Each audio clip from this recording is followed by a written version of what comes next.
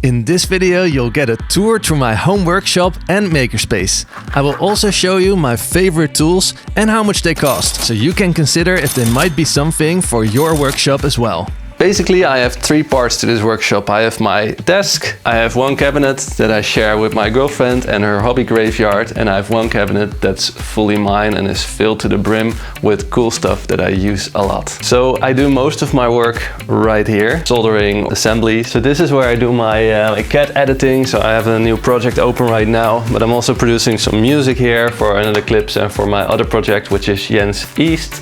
Look it up on YouTube, Spotify or whatever, and you can find all my music right there. For the audio part, I'm using the Focusrite 2i2. As a microphone, I'm using the Shure SM58, and that's a very non-traditional choice. But I found that the sound is very nice from this. It gives a certain charm that I like, so I went for this one. Little MIDI keyboards to produce music with. I used to have a different keyboard, a wider one, and then I got some strain in my shoulder, and I replaced it by this one, the Maker TH80. It's really nice. I don't really care for the RGB, but I do really like the old vintage look with the toy knob kind of vibe right here. Okay, and the speakers I'm running are the Yamaha's HS7s. And these lamps right here, these are the IKEA Tertial light with some smart lights inside. Oh yeah, the mouse is actually something from Trust, a vertical mouse, because I had some shoulder strains and it's actually working quite nice. I bought this on flea market for 50 cents, I believe.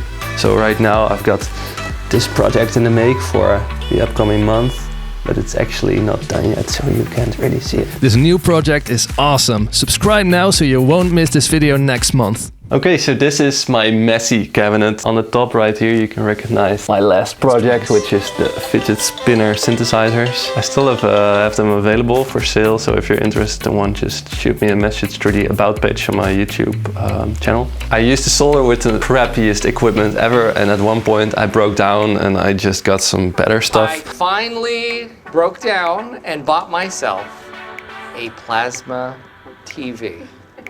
Check it out. And got myself a Weller soldering station. This is actually the dream. And I used to not care about this, but I want to protect my lungs a little bit, so I have this air cleaner, which sucks away the dirty air produced by the soldering iron. And I found this on AliExpress. It's a holder with 6 clamps, and you can use this to solder stuff together. So this is a silicone soldering mat, so you can put all your components here or in the little pockets. So that's all my soldering stuff.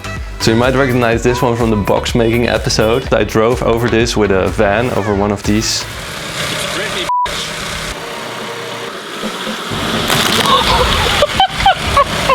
And then there's the 3D printer with Octoprint on it. This is the Prusa i3 MK2, so it's a very old printer, but it's still working very well, and I'm kind of in love with how reliable it is after all these years. Treasures and inspiration. So for example, right here I have my microcontroller and computer bin. My favorite bin is actually this one, so it says in Dutch electromechanical, and here are all my favorite little inspiring toys.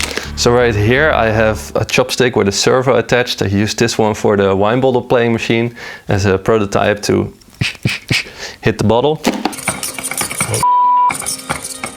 Oh, it's dead. Here's some pop meters that I use for the fidget spinner knobs, and I still have this one. It's a little linear rail that I tried to use for a project. It failed. You never saw that project. So sometimes I just empty the bin on my desk and I go through it and I become inspired if I'm lucky. Then there's my mechanical bin, and there's some weird stuff in here. For example, the world's biggest googly eyes. There's threaded inserts, bolts, nuts, these little iron marbles that I use for the satisfying marble launching machine. It is really satisfying. If you enjoyed this type of content, don't forget to smash that subscribe button. There's a lot of fidget spinner leftover parts. We have this creepy, zit ook een stuk op. Hair covered mouthpiece. Hi, I'm substituting for Jens Maker Adventures. I'm your new host. Springs, all kinds of stuff. Then there's a bin with electronics. So one thing I've been meaning to use is this one. It's I think 16 by 16 or something, LED matrix. I have been planning things around this, but I chose other projects to continue on. So I tried to just buy a lot of stuff and be prepared for when inspiration strikes. Then there's this one, the tools bin. So because I make mostly tabletop sized projects, my tools are often not that big. So I have this Mituyo to measure small things with. Very nice, good quality. I have these little tangetjes. Going really well. I also have this one. I use this a lot, the screwdrivers and micro stuff. And right here is my scary robot face mask. You should check out the video, it's a cool project.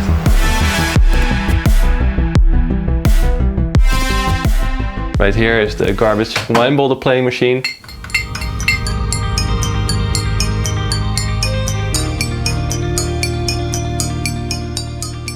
So let's take a look at my makerspace. Hey MTV, welcome to my crib. I mean makerspace. Hello! So this is the central hub where everybody meets to just socialize. Basically that's one of the best features about this makerspace. We have a beer fridge, we have chips and everything, we have a kitchen, and there's all kinds of maker tools around. So we're gonna be doing a quick tour around here. So this is the woodworking area. We have a nice workspace here. A lot of different tools, but to be honest, I haven't worked here too much because I mostly do things with 3D printing, laser cutting and mechatronics. So woodworking is not really my cup of tea. On that side, we have a bunch more tools like a lathe, table saw, and I don't know the right way to pronounce all these tools in English. And let me show you over here. This actually is an old elevator shaft. And in here some participants have put an old CNC machine that was broken down and they actually repaired it for us to use. Come on in, this is the metalworking space. Not really my cup of tea, but we have a lot of nice equipment here. Right here is a sanding cabinet or however you call it. So if you want to clear some paint of something, you can sand it off. There's a lot of materials that people have contributed that you are in principle free to use if you give something back. So here we have a bunch of plasma cutters and welding machines. There is a metal lathe right here, so you can tap your own screws and all that stuff. Come on up to the electronics workplace. Holy shit. It's haunted in here. So this here is the electronics workshop. We got scopes, we got power supplies, we got hot air soldering guns, multimeters, basically everything that you could desire. I got the most basic stuff at home, but if I want to do something more special, probably the equipment is here, which is really nice. Okay, follow me to the lane of inspiration. So everything on the left side, that's projects that people made. Everyone has their own shelf, but everything here, this is all stuff that you can basically use for your own projects. Okay, come on over to the prototyping workspace. So this is an interesting sight to behold. I don't think this was something a person designed like this in CAD. Pubes.